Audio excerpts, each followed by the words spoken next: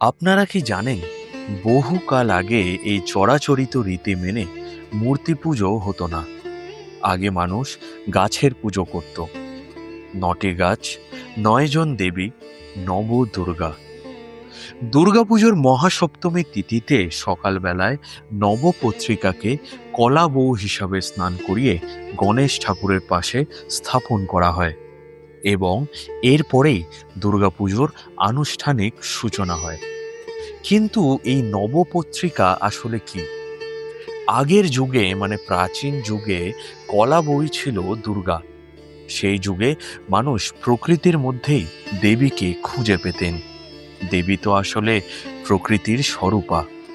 এই যে আপনারা পূজা মণ্ডপে শ্রী গণেশের পাশে কলা বউকে দেখেন, অনেকেই গণেশের স্ত্রী বলে থাকেন।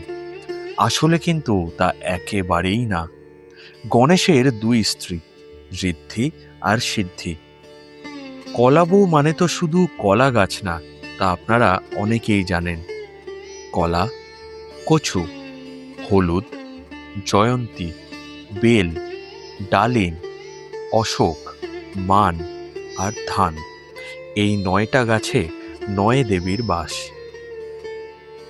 কলা গাছে থাকে দেবী ব্রাহ্মণী, কচু গাছে কালিকা, হলুদ গাছের অধিষ্ঠাত্রী দেবী উমা, জয়ন্তী গাছে দেবী কার্তিকী, বেল গাছে থাকেন দেবী শিবা, ডালিম গাছে দেবী রক্তদন্তিকা, অশোক গাছে দেবী সকরিতা, মান গাছের দেবী হলেন চামুণ্ডা, আর ধান গাছের দেবী হলেন দেবী লক্ষ্মী।